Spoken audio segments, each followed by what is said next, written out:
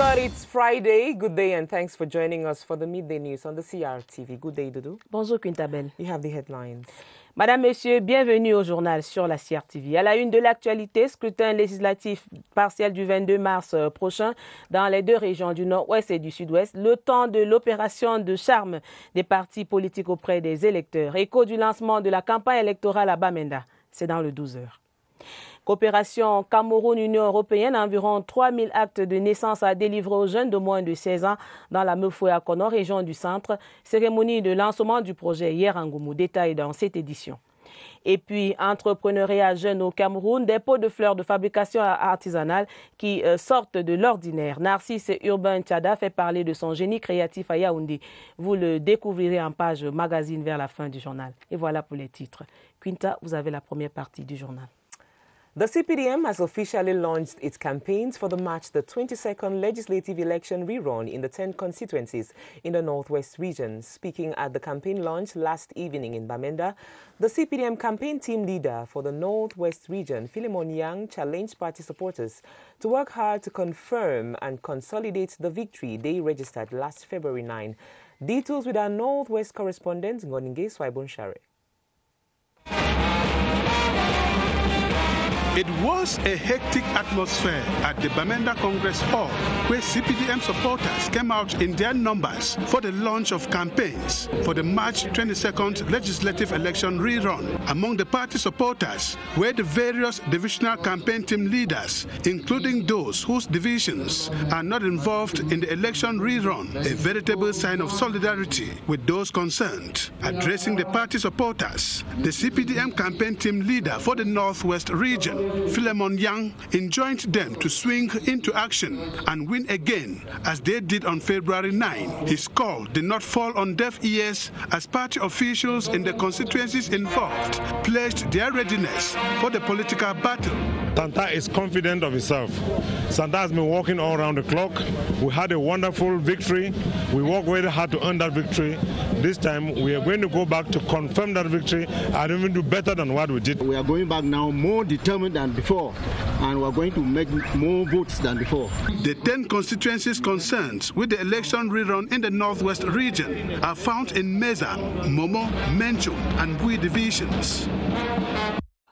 We stay in the Northwest region as political parties taking part in the partial rerun of the legislative election in that region are strategizing on how to overpower their opponents and grab the 12 seats on contest in the region. The CPDM is at the moment holding a planning meeting at the Ayaba Hotel. Our special envoy in Bamenda is Kilian Ndifon. Good day, Kilian. Good day to you in the studio and welcome to Ayaba Hotel in Bamenda, a place that the CPDM for the moment has made its headquarters, is holding a strategic meeting that comes after the official launch of campaigns for the party ahead of the March 22 rerun of partial elections for the legislative that was is known cancelled in 4 divisions in the region. We had Bui, we had Momo, we had Menchum, and we also had Mezam. And 5 political parties are contesting in the Northwest in these 4 divisions to have 12 parliamentary seats that are again for grabs.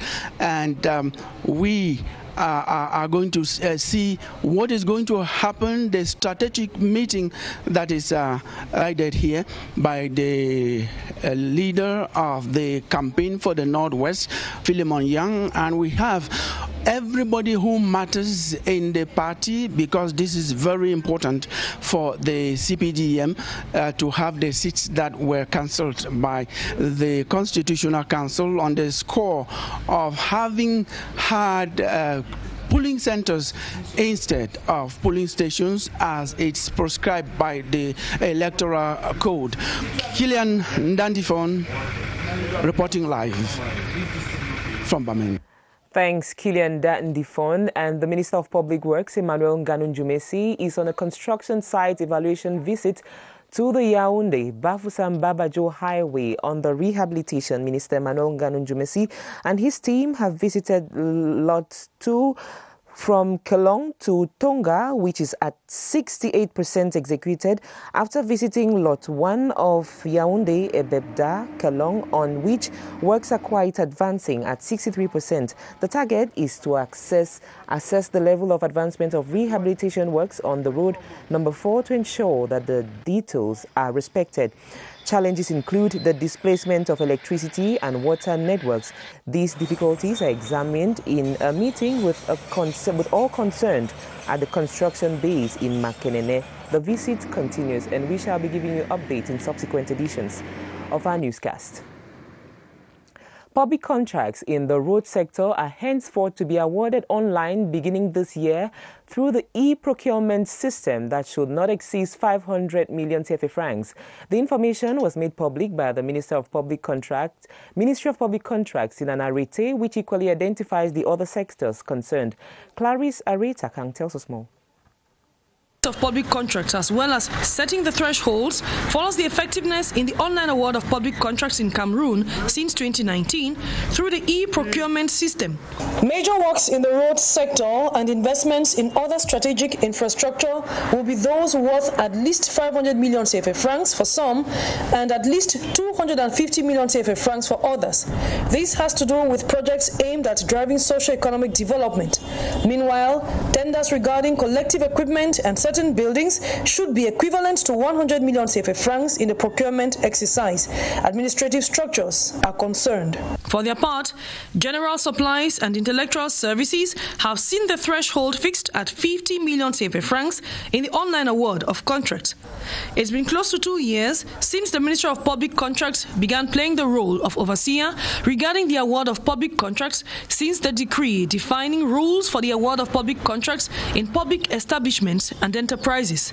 Amongst the administrations which have published calls to tender are the Ministries of Finance, Housing and Urban Development, Education, Public Health and Public Works.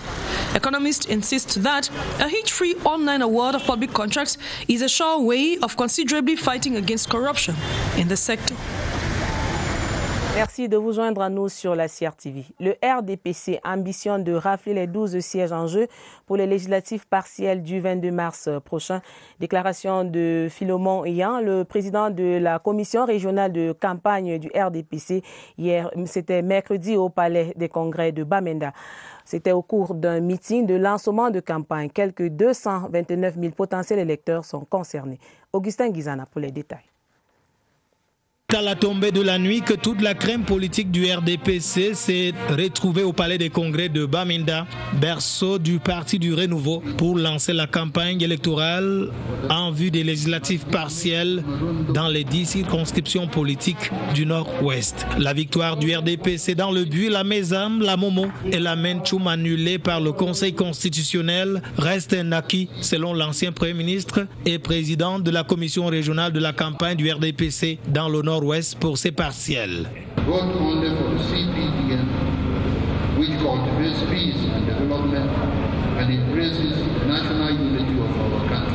C'est dans cette logique qu'abondent ses camarades. Mesam Sud a été toujours prête. Nous avons travaillé et nous travaillons tout le temps. Nous avons eu un très bon score pour les élections de 9 février. Aujourd'hui, nous revenons avec beaucoup de courage, avec beaucoup de détermination pour faire mieux que dans le passé.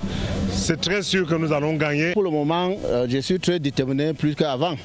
Et je vous assure qu'on va faire tout pour gagner, mieux plus qu'avant. Le RDPC, l'un des 6 partis politiques en lice pour les législatives partielles, revient ainsi à la conquête de quelques 299 000 potentiels électeurs attendus aux urnes le 22 mars 2020. Il faut préciser qu'il y a 10 circonscriptions politiques concernées sur l'étendue de la région du Nord-Ouest pour 12 sièges de députés en jeu. La campagne électorale pour les législatives partielles du 22 mars bat son plein à Bamenda. La coordination régionale de la campagne du RDPC tient en ce moment même à l'hôtel Ayaba une réunion stratégique sous la conduite de Philomon Yan. Retrouvons sur place notre reporter Séverin Alégambélé pour d'autres détails. Après le lancement officiel de la campagne électorale pour les législatives partielles qui sont annoncées le 22 mars, ça s'est passé hier au Palais des Congrès ici. Il se tient ici à l'hôtel Ayaba depuis ce matin une réunion technique présidée par le chef de la délégation permanente du RDPC, à savoir l'ancien Premier ministre Philémon Yan. La réunion se tient à huis clos. Vous avez le Premier ministre Philémon Yan donc avec toute l'élite administrative et politique du Nord-Ouest pour pouvoir arrêter des stratégies permettant le déploiement des équipes de campagne sur le terrain. Il est question pour le RDPC dans le Nord-Ouest de convoiter les 12 sièges qui sont en jeu, 12 sièges dans les départements de la Mézam, du Bui, de Momo et puis de Menchoum. Dans ces départements, il faut donc pouvoir discuter avec les populations, amener les uns les autres à voter pour le RDPC. Il y a 5 partis politiques qui sont en course ici et c'est dans 10 circonscriptions électorales. Donc tout cela va se passer sous le contrôle du chef de la délégation permanente qui coordonne donc les équipes et il est question justement le 22 mars d'amener le maximum de personnes à voter pour le parti au pouvoir. Nous rappelons que ces élections ont été renvoyées pour des raisons que vous connaissez, mais ici on tient ferme à garder les sièges qu'on avait eu déjà le 9 février dernier. Merci à vous, Séverin Alega Mbele. Revenez-nous avec d'autres informations fraîches sur cette actualité. Le ministre des Travaux publics Emmanuel Nganou Ndjoumessi, accompagné du secrétaire d'État chargé des routes Armand Ndiodom, procède depuis ce matin à la visite du chantier de réhabilitation de la route nationale numéro 4, Yaoundé-Bafoussam-Babadjou. Entre 8h et 9h, le ministre et sa suite ont parcouru le lot numéro 1, Yaoundé-Ebebda-Kalon. Le taux d'avancement des travaux est de 66% seulement en raison de plusieurs contraintes. Par la suite, le lot numéro 2, Kalon-Tonga, long de 67 km, a été visité. À ce niveau, le taux d'avancement des travaux est de 68%. Les contraintes ici sont liées au déplacement des réseaux d'eau, d'électricité et de téléphone. Toutes ces difficultés ont été examinées au cours d'une rencontre de restitution tenue à Makenene. La visite se poursuit actuellement sur le lot numéro 4, Kalon-Baganté-Bafoussam. Nous y reviendrons dans les éditions futures. Dans la suite du journal, l'avenir s'annonce meilleur pour les instituteurs vacataires de l'enseignement technique au Cameroun. Le processus de leur recrutement était au centre d'une audience mercredi dernier au ministère de la fonction publique et de la réforme administrative. Au terme de l'entretien avec le ministre Joseph Lé, le président de l'association camerounaise des instituteurs vacataires, Eric Ngadeu, au micro de notre reporter Collins Biama. Le ministre de la fonction publique nous a apporté une solution concrète dont les résultats seront disponibles dans quelques jours. Et aussi la prochaine vague de recrutement qui aura lieu en fin d'année 2020. Et aussi nous avons causé de plusieurs autres problèmes et le ministre de la fonction publique en bon père de famille. Les problèmes par exemple de recrutement, les problèmes de textes qui sont obsolètes. Et il nous a promis de se rapprocher de ses collègues des autres ministères techniques pour pouvoir avoir des solutions rapides et concrètes par rapport à ces différents problèmes que nous avons posés. In other news, the Minister of the Economy, Planning and Regional Development, Alamin Ousmane May, says the government will intensify efforts in overcoming development challenges with a view of becoming an emerging economy by 2035. Alamin Ousmane May was speaking in Yaoundé today at the opening of a workshop that sought to sensitize development actors to the importance of putting in place an integrated national financial framework for development. Luma Slim Davies reports. To achieve its development objectives, the government has to exploit short-term, medium-term and long-term opportunities in mobilizing financial resources, create incentives and a favorable market situation. One of the key recommendations is to improve the fiscal space. Right now the fiscal space in Cameroon is below what is necessary and compared to other countries in the region is slightly below of what is necessary to finance development. Evaluating financing for development helps government to better understand and adapt policies, institutions, and strategies to overcome development challenges. We will be able to also bring out a new document which is a framework for financing our development using local resources, local revenue, addressing the issue of mobilizing diaspora fund, addressing the issue of mastering the quality of fund we are mobilizing at the international level. More importantly, priority will be given to concessional loans compared to commercial loans, which are costly and which are certainly also impacting negatively our budget. The Addis Ababa Action Plan that defines the national framework for integrated finance for development is recommended by the United Nations. The Minister of Small and Medium-Sized Enterprises, Social Economy and Handicraft, Achille Basiliken III, and the resident representative of the United Nations Development Programme had a tête-à-tête recently to discuss ways of enhancing cooperation between Cameroon and the UNDP and how to boost some sectors of the ministry. That was during an audience granted the UNDP representative by Minister Achille Basiliken III. Here's a summary of the discussion in this excerpt of an interview gotten for us by Victor Siga. We have discussed essentially how we can enhance the partnership between UNDP and the ministry, particularly with regards to innovation, to facilitating the work of small and medium enterprises, and to see how we can really enhance our cooperation in this domain. This ministry plays a very important role in the development of the country. UNDP is a partner to the government in terms of development, so it is naturally that we have put our efforts together and discuss how we can enhance our partnership. There are plans to set up an integrated and computerized mechanism of coordinating the actions of actors in the civil status system. This information was made public by officials of the Solidarity for Humanitarian Action and Local Development during the launch of their activities in Gumu in the Mufanakono division. More with Gerard Nanji. The Solidarity Action Project for the Modernization and Computerization of Civil Status Services in Bikok and Gumo Central Region is financed by the European Union within the framework of the ProCivi and implemented by the SADEL Association. We have three main components. The first part concerns awareness raising in the various intervention municipalities. The second part consists in identifying the cases which will lead to the establishment of different civil status sheets. And the last fact, which is the most technical, will consist in carrying out a massive advocacy to move from analog to digital processing. However, most parents are still to understand the social demand for civil status services. The parent has 1 month to declare the birth of a children, but after that, there is another way that parents can declare. We can go to Procureur of the Republic to declare the birth of children. Only is too low price, too small to declare the birth of a children. Worthy of note is the fact that these services that was hashed since December 2019 is expected to issue some 3,000 birth certificates to children below the age of 16.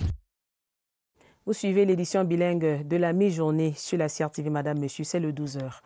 Le ministre des Petites et Moyennes Entreprises, de l'Économie sociale et de l'Artisanat vient d'accorder une audience aux représentants résidents du programme des Nations Unies pour le développement. Achille Basiliken III et Jean-Luc Stallon ont passé en revue la coopération entre le Cameroun et le PNUD.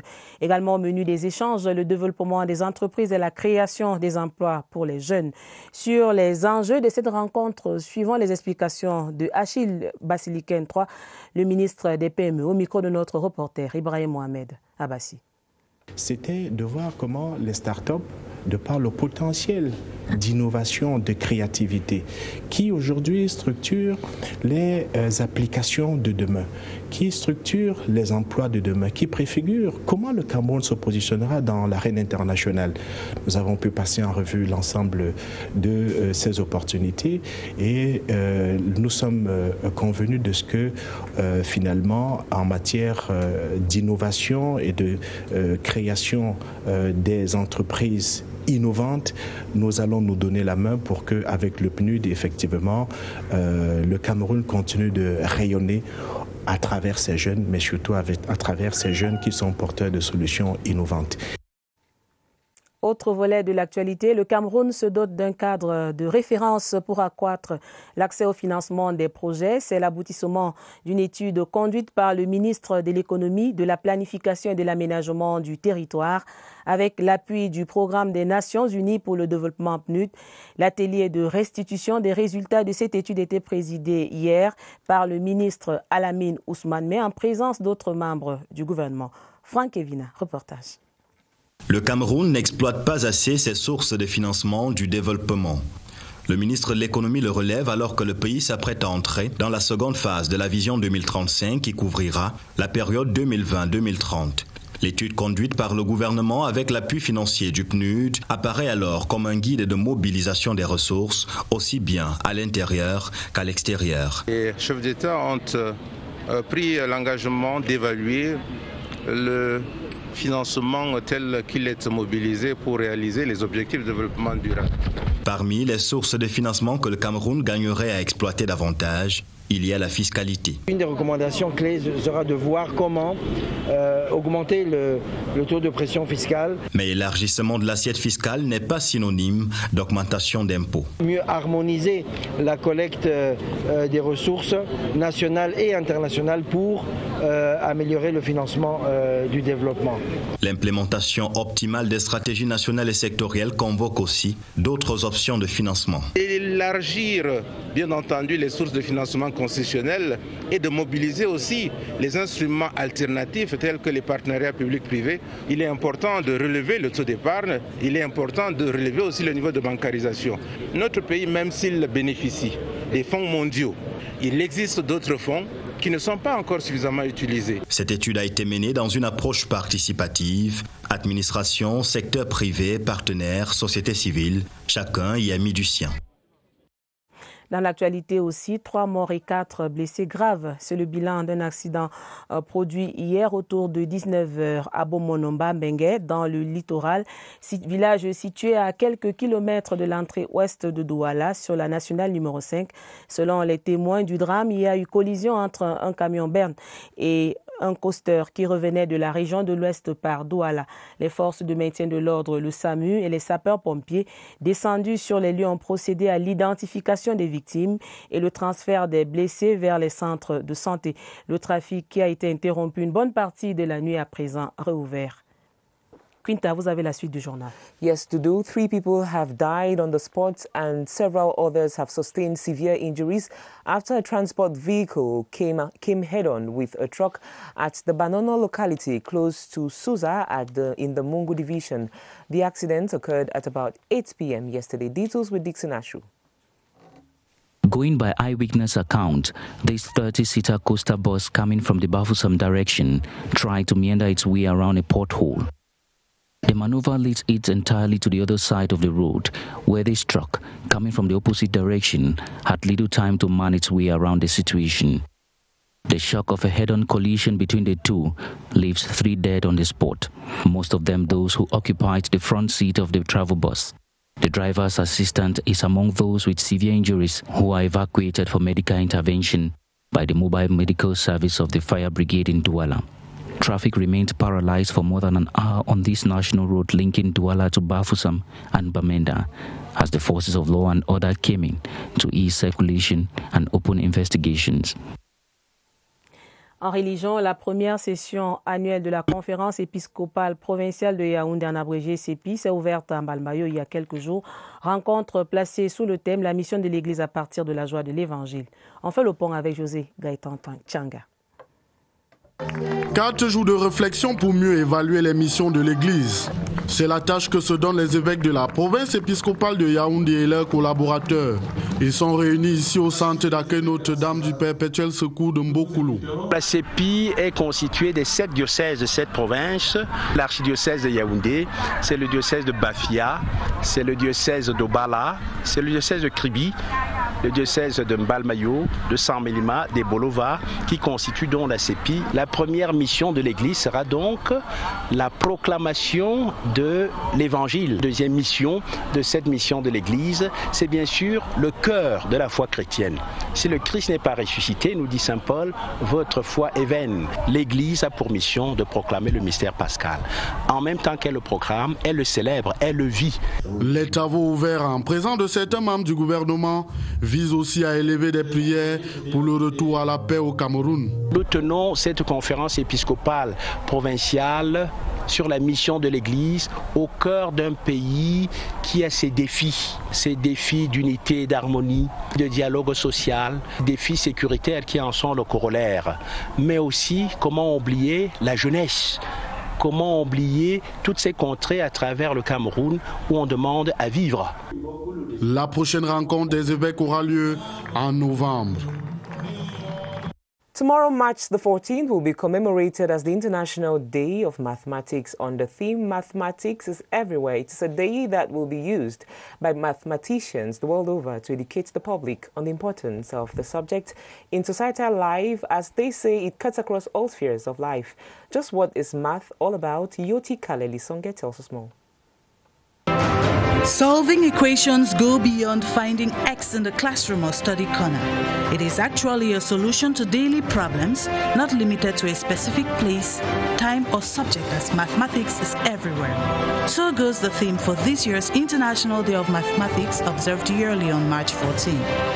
The idea of such a day was first thought of by the International Mathematics Union and adopted by the United Nations Educational, Scientific and Cultural Organization, UNESCO. The desire is to educate the public on the role maths plays in the planning and management of economic and social systems. For example, people travel the world guided by precise mathematical calculations. Medical practitioners also explore the inner human body through CT scans and MRI by building images out of numerical data through mathematical algorithms. The international community therefore hopes to get more persons interested in studying maths, especially females. Cameroon, for a part, counts approximately 1,900 in-service teachers and about 1,200 pre-service maths teachers, with organizations such as the African Institute for Mathematical Sciences encouraging the population to embrace the subject, which they say will make them independent thinkers, problem solvers and innovators, capable of propelling Cameroon's and Africa's future scientific, educational and economic self-sufficiency. And ahead of the International Day of Mathematics that comes up tomorrow, our guest on the Midday News today is Mr. Kenyan Hunter. He's the project coordinator of the African Institute for Mathematical Sciences. Good day, sir. Thanks for accepting our invitation. Now, if I tell you that when I hear about figures, worst of all calculating, I fear, how will you encourage me? So this is not this problem that you are having is everywhere. Okay. Most people are afraid of mathematics for some reason, and it is worldwide. Even in the United States, where I come from, people seem to hate math. They don't want to use it as much as they could. And at the Ames Teachers Training Program, where I am the coordinator, we are saying we want to demystify mathematics and make it accessible to everyone, so that people begin to love it as they love other subjects. And what would I say to you if you hate math? I would say give it another chance. Okay. See what math actually does in all areas of life. Even here as journalists, you still use math even if you don't realize that you are using it. And one of the things that we do at the Teachers Training Program is we help secondary school mathematics teachers here in Cameroon see all of the applications of math and how it can be related to differently, so that children and everyone, principals at schools and even journalists, can see that yes, math is useful to us. But then how do you manage to break down math when you instead make it a little bit more complicated by bringing in letters of the alphabet, X, Y, and all of that? Doesn't it make it instead look difficult? So yes, it looks difficult when it is only abstract. Okay. When you say, okay, here's a formula with X plus Y equals B or whatever. And so if the old way of teaching math was just to remain in the abstract, the new way is to say, yes, even if there is X and Y and B, they represent things that are real and concrete. Okay. And so the child, when he is learning or when she is learning, she can see, yes, this is something that can make sense. Alors, Monsieur Honta, vous êtes là pour communiquer. C'est à la faveur de la célébration de la Journée mondiale des mathématiques qui va donc se célébrer demain. Dites-nous, quelle est l'importance des mathématiques et son champ d'application dans le domaine du développement? Donc, comme le thème de la journée, c'est Mathematics is everywhere. Donc, les mathématiques sont partout. C'est un peu ça le but de notre organisation, c'est de montrer qu'en fait, partout, comme je viens de dire, les maths sont partout. Et quand on commence à réaliser que les mathématiques, c'est plus que les chiffres, n'est-ce pas? Ce n'est pas seulement les 1 plus 2 ou bien le X plus Z. C'est aussi le raisonnement mathématique qui aide à voir des problèmes d'une manière très logique et très spécifique. Et on voit que, dans les maths, s'il y a les paramètres qu'on connaît et les paramètres qu'on ne connaît pas, les maths nous aident à organiser les pensées pour trouver les solutions dans toutes choses. Donc même si on est juriste, même si on est économiste, même si on est agriculture, on peut utiliser les maths pour mieux faire ce qu'on fait. Alors, il est une réalité, quand on cause avec les élèves, beaucoup de jeunes ont peur des mathématiques parce que les chiffres, c'est ces inconnus qui effraient. Monsieur Hunter, comment intéresser donc les enfants? Oui, donc d'abord, c'est de montrer que ces formules qu'on est en train d'apprendre à l'école avec ces chiffres effrayants, que en fait, ça sert à quelque chose de pratique. Que si on peut montrer, tout le monde connaît la règle de 3, par exemple, n'est-ce pas? Et on sait que oui, on peut déterminer quelque chose. Donc, si on peut montrer l'application de chaque formule avec quelque chose de concret qui est possible de faire, et en plus qu'être possible, on peut faire ça d'une manière amusante. Alors, vous avez prévu une manifestation, une rencontre pour regrouper les jeunes? Donc, pour demain, nous sommes en train de donner les conseils à tous les établissements qui sont en train d'organiser d'eux-mêmes on peut dire les célébrations. Parce qu'on travaille activités post et périscolaires, on a des clubs de mathématiques à travers les lycées, tous ces clubs, tous ces enseignants, n'est-ce pas? Parce que nous travaillons à travers les enseignants. Et si les enseignants sont bien conseillés, ils peuvent maintenant mieux faire aussi de leur célébration. Thank you very much, Mr. Kenyan Hunter. You were a guest on the Midday News today. You are the project coordinator at the African Institute for Mathematical Sciences. Do well to stay with us.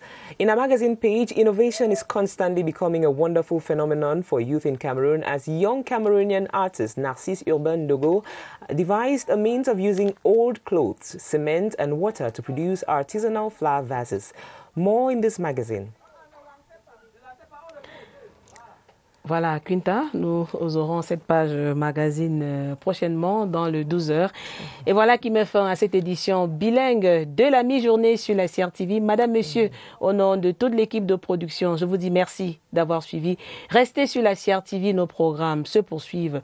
Bon début de week-end à tous, Quinta. À lundi, 12h. À lundi, Doudou.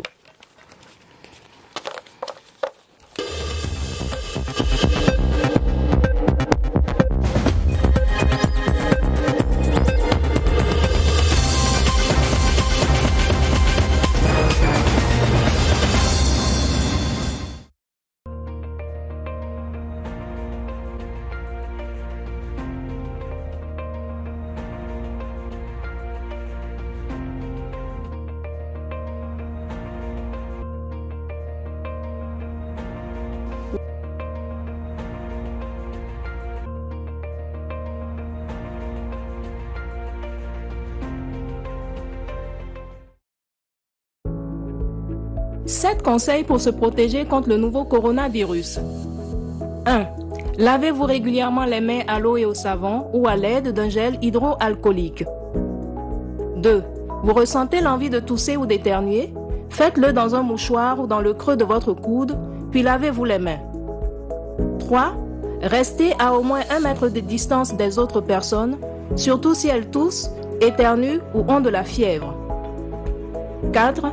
Évitez de vous toucher les yeux, le nez et la bouche. 5. Évitez tout contact direct avec des animaux vivants. Et si cela est impossible, veillez à vous laver les mains après le contact. 6. Ne mangez pas de produits animaux crus ou mal cuits et lavez-vous les mains. Nettoyez les surfaces et les ustensiles après usage. 7. Si vous avez de la fièvre, de la toux ou des difficultés à respirer, consultez un médecin.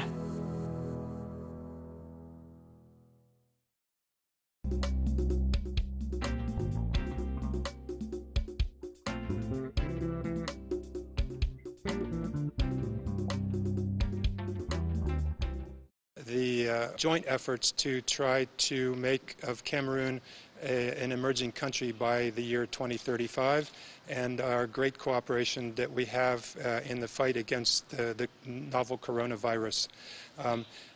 With respect to that, I was very happy to visit just a couple of days ago the Public Health Emergency Operations Center and to see it in full action and people working calmly and quietly on trying to combat this virus.